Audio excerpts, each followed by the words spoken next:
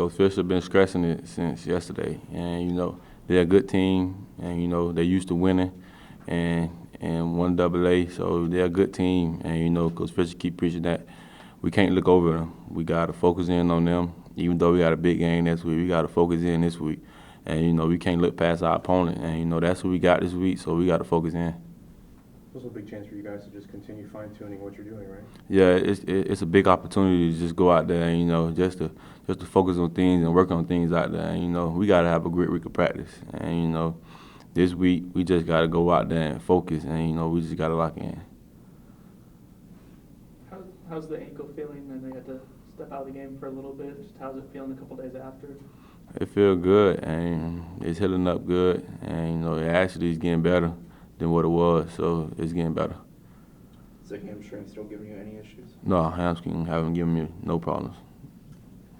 When would you say the last time it was that they gave you some problems? Probably Georgia Tech game a little bit, but other than that, it haven't been giving me no problems. Dalvin, with everything you've been able to accomplish, do you ever wonder what you might have been able to do had it not slowed you down a little bit, or had you not had to miss most of that Wake game or the Syracuse game? Is that ever been in your mind? Yeah, and you think sometimes on some of the runs that it hold me back. But like, man, I know I could have broke that run.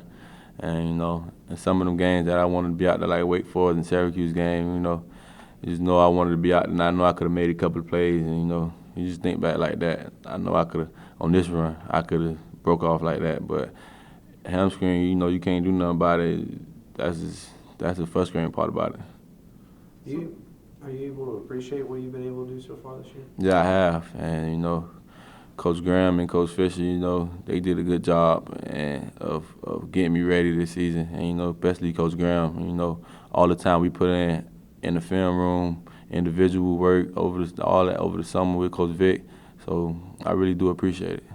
Some of those cuts that you make at the line of scrimmage, is that a learned thing or is that a natural instinct that you have? I think it's an instinct thing, because back in high school, I used to be the same way, just an instinct thing, and it's all about, man, I can't get tackled in the back, for that's how I have in my head, and I just be determined to get where I'm going, and I just think that's what it's about, being determined where I'm going.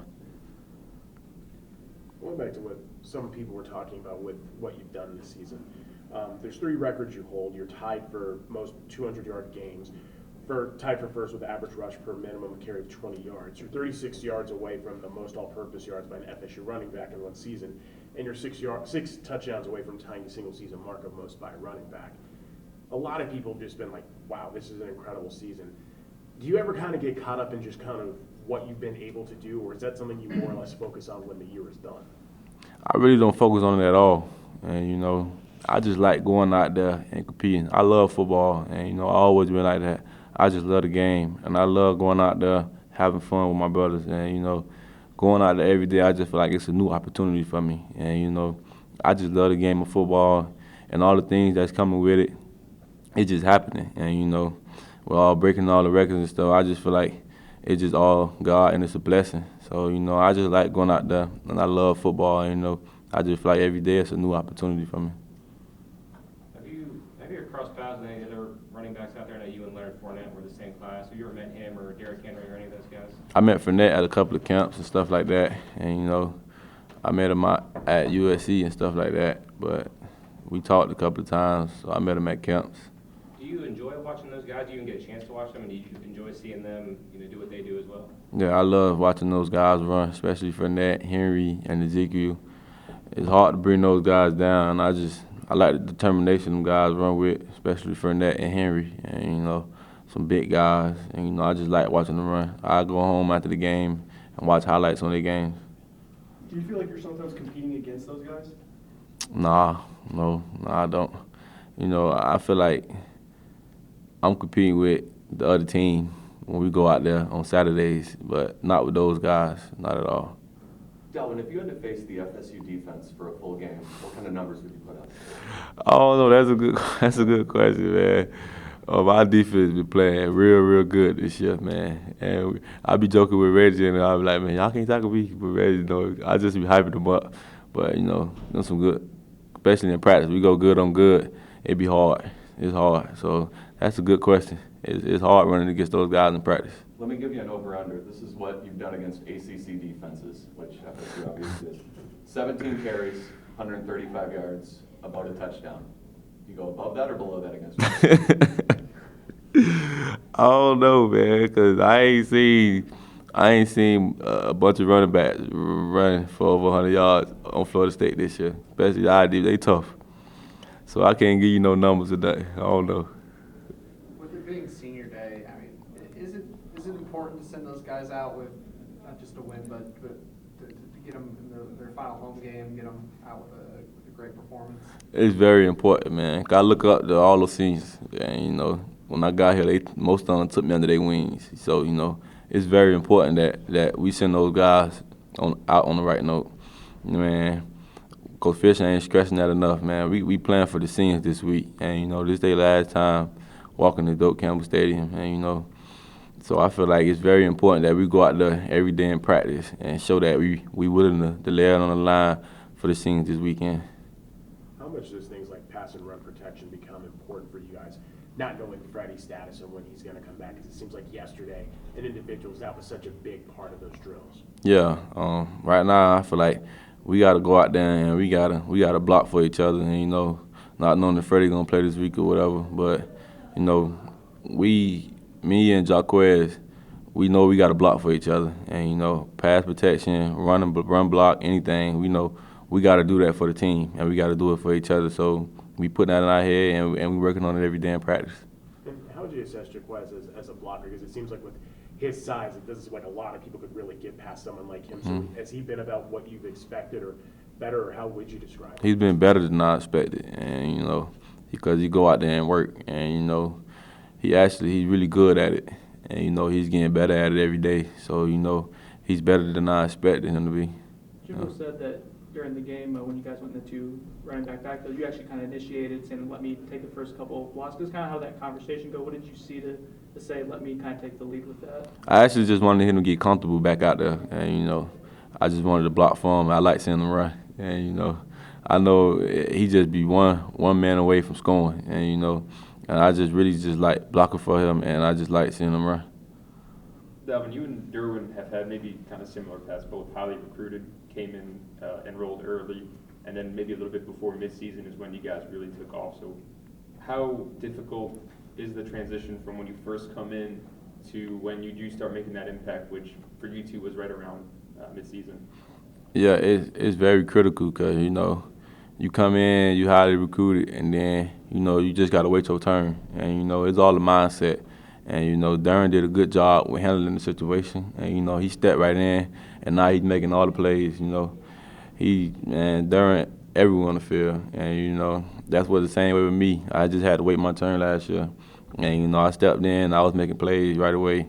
So it's just all about having the mindset and just knowing when it's your time and when you're ready to go. And, you know, Darren was ready to go, and I was ready to go, and we stepped in and made plays. During games, do you actually get to see much of Derwin in the defense, or you? So what's your impression when you watch Derwin play? Man, Darren the dog. I can say that, he's a dog. And, you know, he beat everyone on the field, and, you know, he played with a motor. He played with that edge that he want to get better when he out there. And, you know, he know it's another opportunity for him, and, you know, he take advantage of it. So he played with that edge. Most of the season, you said you haven't really had personal goals. It's all type of team-oriented stuff. If you don't go to New York City for the Heisman this year, would that become a goal that you have for yourself your junior year? No, it won't be a goal at all. You know, I just like going out there and having fun. And, you know, with all the things that's coming with it, you know, it's just another blessing from the God. And, you know, New York City, it'd be a good thing for the university and, you know, for the guys around me. But, you know, it ain't nothing that I set myself to just to go get. Nah, I want a national title and an ACC championship. And Senator, you said, you know, if it was up to you, you would win the Heisman. So do you feel disrespected at all when maybe you aren't being named with Derrick Henry or Fournette or Ezekiel Elliott, who have seemed to be the 3 running backs that seem to get the most Heisman attention this year? No, I don't feel disrespected at all, man. Not at all. And, you know, I just feel like I'm working, and the fans and Doak Campbell, they love me every Saturday. And, you know, my brothers, we go out there and we compete, and, you know, we give the fans what they want. And, you know, I don't feel disrespected at all. Not at all. You spoke highly of Sean and kind of even the way you guys responded. You said that people stood up and cheered, fans stood up and cheered. What about Sean makes him likable, makes him fun to play with and play for as a quarterback? I guess because they know him, and they know he know the offense, and Sean bring that experience to this offense, and Saturday when he came out, I didn't even know he was on the field until I heard the crowd, and I looked up, I'm like, there goes Sean, he on the field, and man, they went crazy for him, and he just bring that experience to the offense that he just know what he doing, and he go out there, he take control, and he just let everybody know, this was up, and I'm leading the offense. And for you guys as an offense, is it easy to kind of feed off that when a guy comes in with that kind of confidence, even though he's coming off the bench, when he's bringing that kind of mentality? Is it easy? Yeah, it's very easy because, in practice, we still work with Sean in practice, so it's easy working with him, and, he communicate things easily. Him and Everett do the same thing. They communicate things to us easy and get it out, get the information to us, so, we can have everything rolling fast. Does it help in preparation knowing that he's going to be your quarterback moving forward as you move along in practice?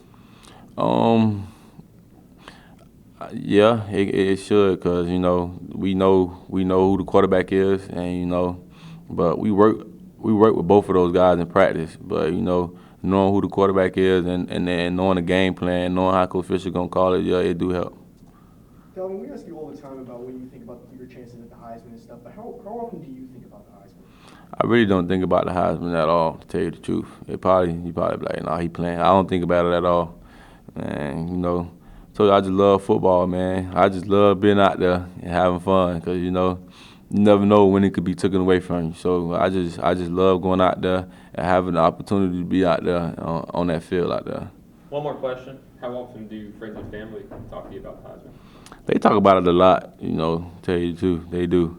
And, especially my friends. My family don't too much talk about it. My friends do, but, I try to tell them, man, that y'all can think about it, but I'm not. So that's it. What are they usually telling you when they're talking to you about the Heisman? They just be mentioning, man, you in the Heisman watch, stuff like that. But, I be like, man, I don't care nothing about it, man. Your teammates ever talk to you about it? Nah, they don't talk to me about it. John, you got one? I was just wondering, you're saying that the Heisman is not what you're aspiring to. So what is it that you aspire to? What are your goals for yourself, and what do you set for yourself? My goal is to help my brothers around me finish this season strong, and I just want us to go out on a winning note, and I just feel like if we keep working, and I keep pushing guys on the offense and taking guys under my wings, like the younger guys, and keep pushing them. That's my goal, just keep pushing the younger guys and helping us realize it's a bigger picture, like just finishing this season strong and setting the standard for next year.